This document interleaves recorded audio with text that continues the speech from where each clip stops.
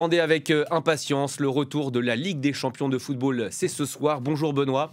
Bonjour Florent. Troisième journée, le PSG, le tenant du titre, se déplace en Allemagne. Absolument, le PSG qui occupe actuellement la troisième place de cette phase de la Ligue derrière le Bayern Munich et le Real Madrid. Et ces Parisiens qui peuvent aborder assez sereinement ce déplacement en Allemagne sur la pelouse du Bayer Leverkusen. Des Parisiens qui semblent apercevoir le bout du tunnel après une saison dernière harassante. On le sait, plus de 65 matchs disputés, un record pour un club français et des titres importants glanés. Le premier titre de Ligue des champions de la capitale. On se doutait que ce début de saison serait compliqué sur le plan des blessures.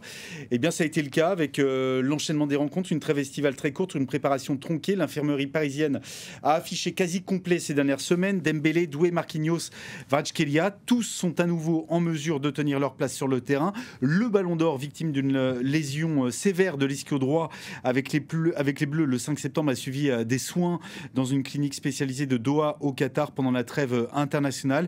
Il a repris l'entraînement collectif la semaine dernière. Il était absent du groupe face à Strasbourg en Ligue 1 le week-end dernier. Il s'est entraîné normalement samedi et devrait vivre son premier match avec Paris en tant que Ballon d'Or depuis qu'il a décroché cette prestigieuse distinction individuelle. Dembélé, Doué et Kvara, c'était le trio d'attaque aligné en finale le 31 mai dernier face à l'Inter Milan.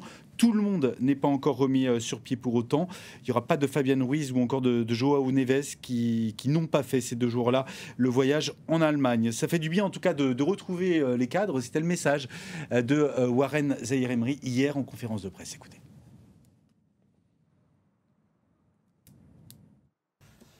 Ça fait toujours du bien quand on récupère du monde dans le groupe. Surtout quand c'est des cadres qui sont là pour nous pousser, pour nous donner des conseils. Je pense notamment à Ousmane, à Marquis, Des qui jouait tous les matchs. Notre capitaine, il est juste formidable. Il parle, il met de la voix. Et ça fait du bien de le retrouver dans le vestiaire. Et pendant cette même conférence de presse, l'entraîneur parisien Luis Enrique a pris la défense de son gardien. Oui, Lucas Chevalier, c'est vrai que c'est jamais facile d'arriver dans un nouveau club, dans un club comme le PSG où le temps d'adaptation peut prendre un petit peu de temps, la pression médiatique, la pression des résultats, de surcroît dans un club qui vient de décrocher la Ligue des Champions.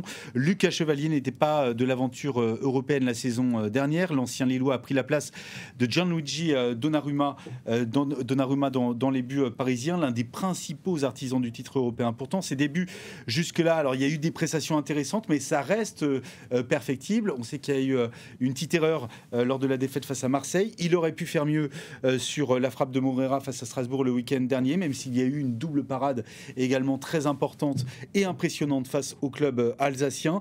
Il a toute la confiance de Luis Enrique, l'entraîneur espagnol, qui a aussi rappelé le traitement médiatique subi par Donnarumma avant ces 6 derniers mois fabuleux au PSG. Écoutez Luis Enrique. Je pense que vous vous rappelez de combien d'années vous critiquez Gigio Donnarumma. Je me rappelle parfaitement. Les 4 dernières années, vous avez tué déportivement Gigio Donnarumma, s'il vous plaît. Que je n'étais pas l'entraîneur de Paris Saint-Germain et j'ai ressenti tout le temps critiquer à Gigio Donnarumma. Quand tu es gardien d'un club comme Paris Saint-Germain, tu dois apprendre à vivre sur ça. Et ce que je peux dire de Lucas Chevalier, c'est que j'aime son personnalité, son niveau comme joueur. On est très confiant qu'il va être très important pour l'équipe pendant beaucoup d'années. Bon, il n'y a pas que le PSG dans la vie, quoique.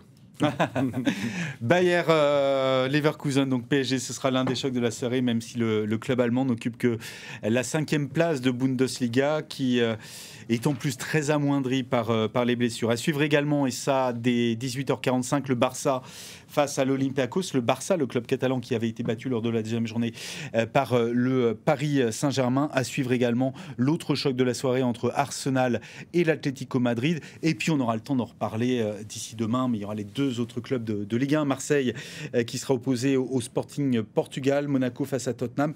Mais le choc de cette 3e journée, mardi, mercredi confondus, ce sera bien sûr le Real Madrid de Kylian Mbappé face à la Juventus Turin au programme demain soir. Voilà pour le grand retour donc de la Ligue des Champions. Benoît, vous avez vu passer l'information ce matin, c'est déjà la belle histoire de cette saison. À la façon de Leicester en 2016 en Angleterre, une toute petite équipe a décroché un titre de champion national. Il s'agit de Mjällby en Suède, un exploit retentissant et pour cause, le village compte seulement 1 millier d'habitants. Sacre inédit à 3 journées de la fin du championnat en plus, tout simplement exceptionnel pour ce club dont le slogan est « Rendre possible l'impossible ». Mission plus que réussie donc. Vous le voyez sur place, la fête a duré une bonne partie de la nuit et on les comprend.